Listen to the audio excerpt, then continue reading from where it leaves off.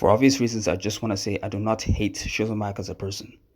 I respect how outgoing he is and he seems like a nice person to talk to in person, but I and many others pretty much disagree on his pretty surface level criticisms of One Piece. So yeah, let's talk about it, dude.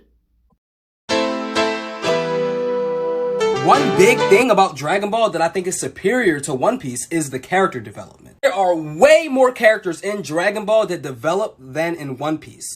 Characters like Tien Shinhan, Piccolo, Vegeta, Yamcha, and Gohan all dramatically change from the first time they're introduced all the way until the end of the series. While in One Piece, with the exception of Zoro, Usopp, and Nami, the majority of the characters have stayed exactly the same. To that I say, how?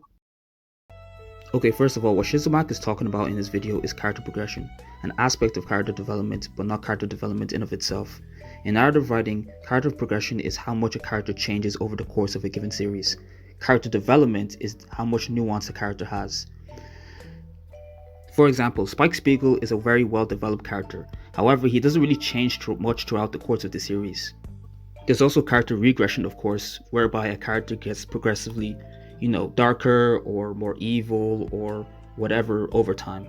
On that note, One Piece characters have far more depth than anyone in Dragon Ball Z, usually, and this isn't really much of a debate. Characters like Doflamingo and Law have tons of narrative depth that nobody in Dragon Ball even comes close to having. But does Dragon Ball have better character progression? No, it just doesn't. This is also pretty much a stomp. Along with the characters you just mentioned, One Piece also has characters such as Hachi, Bellamy, Helmeppo, Kuma, Bon Clay, Senior Pink, Fujitora, just to name a few, that undergo serious amounts of change over the course of the series. Let's talk about Dragon Ball Z for a sec. Most of Dragon Ball Z's quote-unquote character progression isn't even all that impressive. It's actually kind of all the same thing. A character that Goku has to fight, usually an alien, gets beat up, then turns good. There's not much depth into it past that. I'm not trying to underplay the greatest character moments in Dragon Ball or anything, but a lot of those same moments happen in One Piece.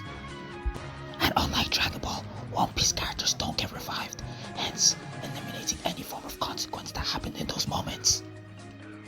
Moreover, Dragon Ball has a serious problem with power escalation, making characters such as Tien and Yamcha basically becoming useless as the story goes on. Again, there's videos on this if you want to check them out. So in one of your videos you made a point about Luffy spamming the same moves over and over and over again, those same moves he learned as a child. And well, I'm just gonna leave it to these guys to debunk you on this one. So, you mean to tell me that Luffy spamming the same melee combos that he learned when he was 9 years old against extremely powerful opponents is the same thing as Naruto Uzumaki spamming the Rasen? Okay, you know what's funny? This man said that One Piece was in his top 10 favorite anime of all time, but he never knows what he's talking about. Luffy at 9 years old could barely aim the Gum Gum pistol. Luffy hardly knew how to use his Devil Fruit at 9 years old. So then he talks about same moves against powerful opponents, like he knew how to do the Jet Gatling at 9 years old, or turn his fist into the size of a giant's. Oh wait, this is only pre-time skip? Oh yeah, when did he do this at 9 years old? Shoot, if anyone spams their moves, it's this man right here. Rasengan, Shadow Clone Jutsu. Cut it out. The same thing as Luffy spamming his Gumu Gumu no attacks. I'm in the car right now, so I guess you could guess where this is going. Wow, Shizzlemac, great assumption. It's not like every single attack starts with Gumu Gumu no. The pistol, the bazooka, and the Gatling are just the bases. That's like judging the Rasengan, but not even counting the Rasen Shuriken or the giant Rasengan. If there's more, I haven't gotten that far yet. Gumu Gumu no attacks are a tree. They branch off of those 3 bases. You can't just judge off of the bases. I've said it once, I've said it twice, and I'll say it 3 times. Shizzlemac, stick to Naruto. So Shizzlemac, you're comparing it to the Shadow Clone Jutsu. If you oversimplify anything, of course it's gonna sound stupid. I mean, what else is he supposed to say? Normal, bullet, normal, pistol? Near the same thing as Luffy spamming his Gumu Gumu no attacks. Well, the reason that Luffy uses the same moves throughout the whole show is because, like, there's not nearly as much that he can do with his Devil Fruit that, like, Naruto can do when it comes to, like, being a ninja. I mean, there are thousands of jutsus. You can create your own jutsu. It's not like anyone can just create their own Devil Fruit or, like, add a whole new type of power to themselves in the One Piece world. And you said him learning martial arts will help him, like, advance his Devil Fruit power, but he knows martial arts very well. Like, he's an expert, basically. Have you seen him fight? And saying that Naruto doesn't spam his Shadow Clone, but Luffy spams his, like, Gum Gum moves doesn't even make sense. Just because Shadow Clone is a hard move and that it's forbidden doesn't mean that he doesn't spam it. Like, Gum Gum is rare, he's the only one that has it in the world. Like, that's rare too. And also, those moves have been proven to take down really strong people, so why would he stop using them? He's also pretty creative. I mean, Gear 2 is not something that any idiot could just come up with. Well, thanks, guys. The Dressrosa and Skypiea arcs are the worst arcs in One Piece. The reason why this is because they have a really bad pacing problem, they're really long, and overall they're not as entertaining as the majority of the other arcs in the series. Shizzlemac also brought up the argument that Dressrosa and Skypiea are bad because they had poor pacing. And yeah, this is kind of true, but only in the anime. Generally, a rule of thumb when it comes to adaptation is that every single anime usually adapts 1.5 to about 3 chapters per episode. YouTubers like Nox Taku has already covered this, so I don't think I need to go too much in depth into this. But while on topic on why Dressrosa was a great arc, it had the best villain in One Piece, it had some of the best side characters in One Piece, and it had many plot moments which were absolutely fantastic, and one of the saddest backstories we had in the series so far. I might make a separate video on it. Toei butchered the Dressrosa arc, and anytime I want to get someone into One Piece, a rule of thumb I'd always advise them to do is to read the manga from beginning to end. The anime is kind of dragged when it comes to pacing in general, so yeah. However, it's generally fine up until the New World, where the pacing is just so god-awful. Wano's animation is fantastic, but overall just stick to the manga. Show are criticisms that you could make about literally any shonen anime.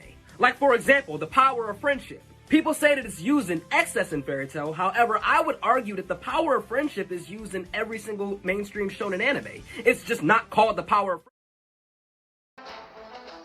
friendship. No, we're just not going to do that. Urza defeated Irene with all the bones in her body broken. But by the way, Irene was one of the final villains in the entire series. She was getting destroyed up until that point.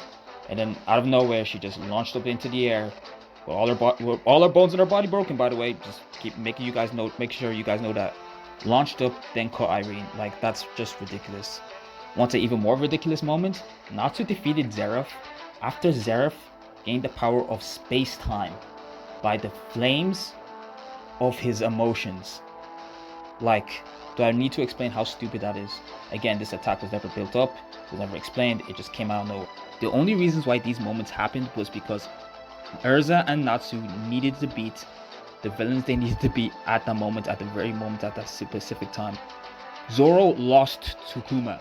That was a moment in Trailer Bark to test Zoro's conviction and to test his loyalty to Luffy. He still lost to Kuma, he didn't beat Kuma, so how is this in any way comparable to some of the power-ups and friendship moments that happened in Fairy Tail? Again, I just feel like this was a bad comparison, and you could have used an example from many other series. Again, a series doesn't really need an intricate battle system for it to be good, but there needs to be a sense of believability in the story. Plot armor is one thing, but things coming out of anywhere is just bad. Fairy Tail was my childhood and it does have quality. And yes, I do feel like it does get overhated. But the Aspos are a major problem with the series. I honestly feel the plot armor in One Piece doesn't compare. Again, this is no disrespect to Shizzlemac. I get that some of the series he compared One Piece to he prefers them more, and that's fine. He's super enthusiastic and he makes great TikToks. You know, he puts a lot of effort into his TikTok. And he seems like a nice person to talk to. But these were some things I had to get off my chest. Anyway, this is my first video too, so please subscribe. I might make more anime analysis in the future with much less of a negative tone maybe. So yeah, see ya.